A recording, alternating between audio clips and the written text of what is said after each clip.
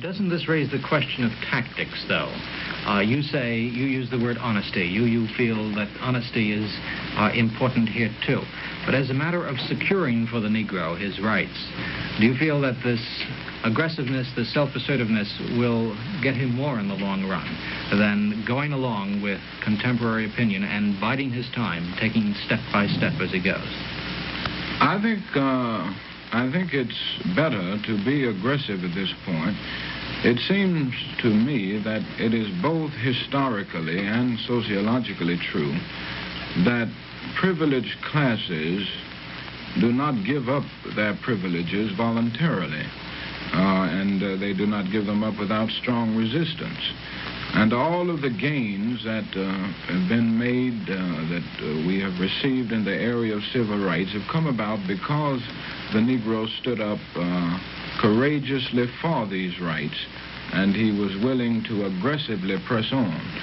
So I would think that it would be much better in the long run to stand up and be aggressive with understanding goodwill and with a sense of discipline, yet these things should not be substitutes for pressing on. And with this aggressive attitude, I believe that we will bring the gains or other civil rights into being much sooner than we would just standing idly by, waiting for these things to be given voluntarily.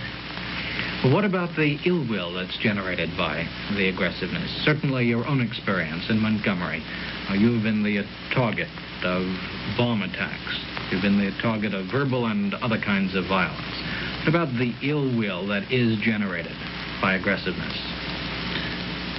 Well, I think that is a necessary phase of the transition.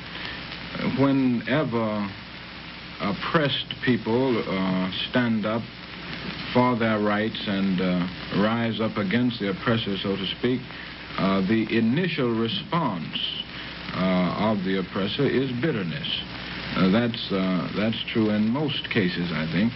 And that is what we are now experiencing in the South, is this initial response of bitterness, which I hope will be transformed into a more brotherly attitude. We hope that the end will be redemption and reconciliation rather than division.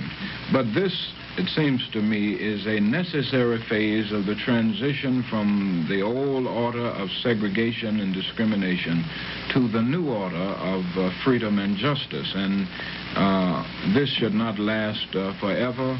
It's just something that's natural right now, and as soon as we pass out of the shock period into the more creative period of adjustment, I think that bitterness and ill will pass away. This sounds, in a sense, to be, if I may say this, in a sense to be a denial of the judicial process, saying we will work. The judicial process doesn't allow for the violent activity, the aggressiveness. And it means, in a sense, stepping outside, not outside the law, but outside that slow step-by-step process that has been going on in the courts. Do you think, for instance, that the courts would have been moved to action that would have taken the place of your boycott in Montgomery had you not acted? Do you think there could be a substitute for that kind of action? I think not. I think it was necessary to do it. I think it was the time was right, and I don't think there could have been a substitute at that particular time.